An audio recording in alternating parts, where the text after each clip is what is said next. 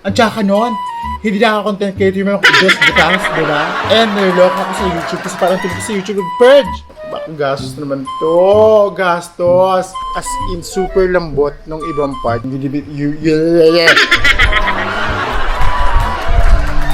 na miss ko. Oo.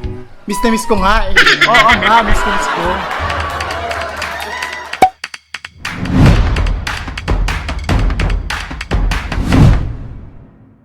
So, hello.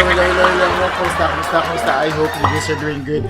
I hope you guys are doing fine. So, another video naman tayo. And yes, welcome back to my channel. Welcome. Another day. Diyos ko naman talaga. At ngayon ay Thursday at may ine-expect akong bisita ngayon. Actually, hindi mo bisita. Kumbaga, engineer to check something dito sa aking kabahayan. Katukan niya. So currently, andito ako ngayon sa aking kwarto. Yes, andito ako sa kwarto ko na kung saan meron akong working station dito. And of course, ang aking kama. Wala pa akong bed frame kasi hindi ko pa... Basta, surprise yung bed frame ko. Surprise. Okay?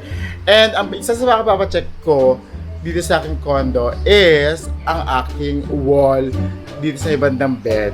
Kasi guys, nakakaloka oh. Check nyo. Hindi siya concrete. Kung parang wood siya. And, tingnan nyo. O, tinapa ko na ng papel yan eh. At saka yan oh, may mga ganito, may mga mark na ganito. So parang feeling ko, tunaw yung wall. Ayan oh. Tsaka ito pa oh, may ganyan. Ayan oh, ayan. So ayan oh, may wall, may parang, hindi ko alam kung gawa saan tong wall na to. Pero ang lambot ng ibang part. As in, super lambot ng ibang part. Kaya naman, may pumuntang engineer dito to check yung wall. Kasi parang feeling nila is merong tubig na tumutulo doon sa loob. Diba? Ito, papakita ko sa inyo. Kasi kahit dito sa may labas, sa may malapit sa may aking TV, meron din. Ayan oh, may pompisang butas na. Ayan oh, may pompisang butas na. And then, ayan oh, ang lambot niya. Diba? As in, oh, pak, ang lambot niya. So, ayun. So, kaya pumunta dito yung engineer kasi they need to check the wall kung ano nga ba ang nangyari. And sabi nila, 10:30 raw darating yung engineer, kaya inaantay natin. So, right now, nasa 10 o'clock pa lang. So, antayin natin. Okay?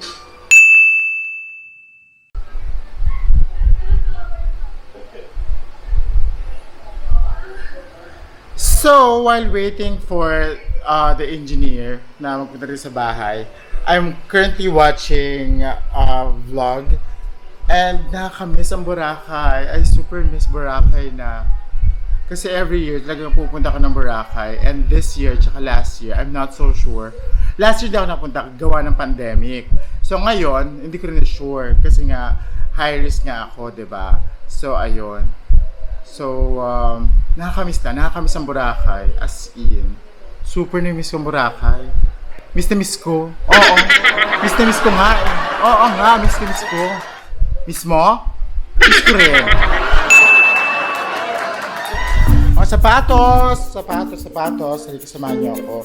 Ipapakita ko sa inyo ang aking, basahan niya. Dati kong short. Nabigay sa akin ng isang friend ko. It's Adidas. Ito itong workstation ko. Ayan, laptop ko, may onting design, and medyo may kaguluhan pa. Minsan mag-filming ako kaya nagyan ko ng ilaw. And ito ay galing kay Nicolo Cosme. Oh, thank you so much, CC. I super love this. And of course, ang aking microphone and ang aking mga post-it. And nag-practice ako ng magsulat at magpirma. Diba? Kasi parang feeling ko, mas kailangan ko na talagang paganahin ang aking sulat at ang aking pirma, diba? So, ayun. So, ayun lang yung aking workstation. And, of course, may electric fan. And, bag. And then, may bag pa doon sa ilalim. And, upuan ko. Diba? Ayan. And, ayan oh, guys, oh, mga bag ko. Pero magkakaroon tayo ng detailed vlog for my bedroom. Okay? Pag dumating na yung frame. 'Di ba? So far, ilan papakita ko sa inyo. Ayan lang. Ayan. Ito pala yung picture na yan.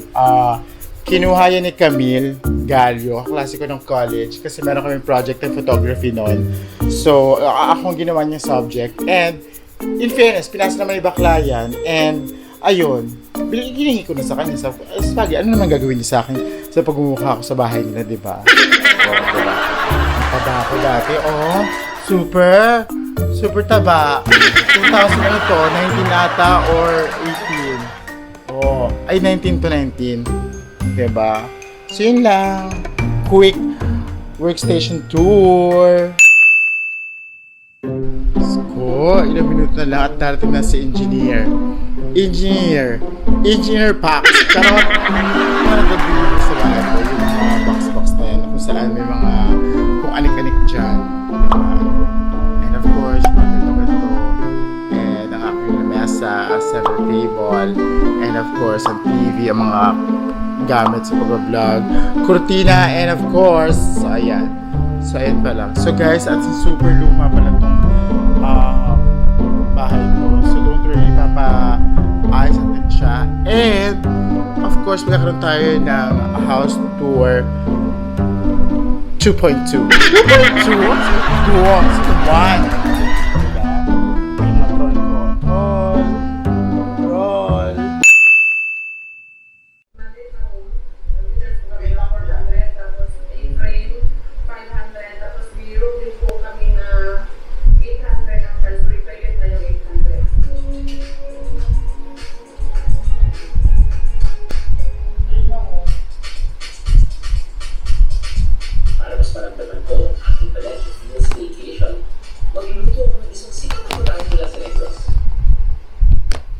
Kasi dito yung una ko nakita, medyo malambot. Kasi malapit sa may bilog. Diba? Tapos dito pa kuya, oh.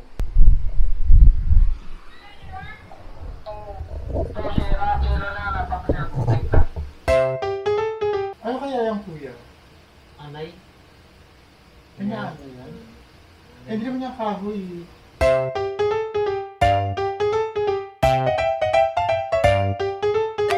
Saan ang mangyayari dyan, kuya? Bali ano sir? Restore? Oo, may anong natin sa engineering. Tapos? Ano kasi ito. Sila nang bahala rin. Kasi may anay ito.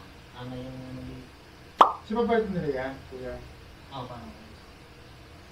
The entire? Yung buo? Ano, kung saan nila damage. Ngayang araw kuya? Hindi ko lang alam sir kung kasi ano ko muna ito. Pakita ko muna sir. Okay, tapos kailan ko makakakuha na update? Bali, follow up nyo lang sir kung sakali. Sa ano? Pag may ano ko na. Doon sa engineering. Kasi Doon sa may Sarasota. So, di ba, dapat ganun. Pag pumunta sa bahay, dapat nakamask. Kaya pag hindi mo kilala or hindi mo kaibigan. So, nagpunta na nga yung engineer dito sa bahay para i-check ang aking wall of fame. At sinabi nga niya na probably is anay. So, bakit nagkaka-anay dito sa bahay? Ganun ba yun? Teka lang, nasa nga muna to. Ganun ba yun? Wala kasi ko alam sa mga ganito mga ganyang bagay-bagay eh. Tapos sabi niya, by 1:30, I need to go to engineering to check yung gagawin dito sa aking condo or dun sa wall na kung saan may mga malambot na part. Bakit gastos naman to? Gastos! Gastos! Kaya yun. Yun lang. Yun ang update ko sa inyo ngayon. Actually. Diba? So, ayun. Tapos, pak, kwarto. Pak, ang kusina. Pak, ang magandang may-ari. Alam nyo guys, na-addict ako dito sa humidifier ko. Kasi super duper bango ng aking bagong Lux Organics Citronella na essential. As in, alam mo, nasa kwarto lang yung ano, yung humidifier ko. As na, buong bahay ang amoy niya. Para mas bongga siya kaysa sa may lavender nung una kong pinakita sa inyo dito sa aking vlog. Diba? So, ang gagawin na natin ngayon is punta sa workstation ko and mag-transfer ng files para madali tayo mag-edit. And I think okay na rin yung aking laptop. Puno na ang battery niya, di ba? Kaya naman, alisin na natin sa magkaka-charge. Pak! So kaya guys, kung may mga problema kayo sa condo nyo, kahit na fully paid na siya, as long as may something may problema, please ilapit nyo kagad sa admin nyo yan. Kasi unang-una, like yung wall, hindi kami nagpagawa ng wall. Montecito or Newport or Mega World ang nagpagawa ng wall. So, ibig sabihin, responsibility nila yung wall. Like yung mga sahig, ganyan. Kaya guys, kahit sabihin nila na ang bahay or condominium is may 1-year warranty for other stuff na pwede masira. No, hindi doon natapos ang responsibilidad ng developer. Kinakailangan ilapit nyo yung mga problema nyo sa bahay nyo o sa mga condominium nyo sa admin para ayusin nila at gawin nila. Like for example, yung akin, and I'm pretty much sure they will act on this one as an ASAP, diba? Kasi ang tsaka, hindi nakaka-content creator, diba? Ang tsaka nun, hindi nakaka-content creator yung mga butas, diba? Yun lang. Hi, vlog? So there! Thank you so much for accompanying me. As a super quick vlog lang siya. Kasi wala naman ako masyadong gagawin today. And yun na naman. So again guys, thank you so much for watching. Thank you so much pagsama sa akin. And thank you so much sa pag-watch, sa pag-subscribe, at saka sa pag-like. Please naman guys, tulungan nyo akong maabot natin ng 10,000 subscribers. And niloloko ako sa YouTube kasi parang feeling ko sa YouTube nag-purge. Bakit ka nag-purge? Bakit ka nag-purge YouTube? From 8,300 something down to 8,100 something. Parang yun yung kasing ginagawa nila pag hindi active masyado yung mga account or yung mga YouTube account. Parang delete nila or parang ini-inactivate nila, something like that. Kaya naman guys, please subscribe to my YouTube channel, okay? So again guys, thank you so much and I love you. I'll see you again on my next vlog.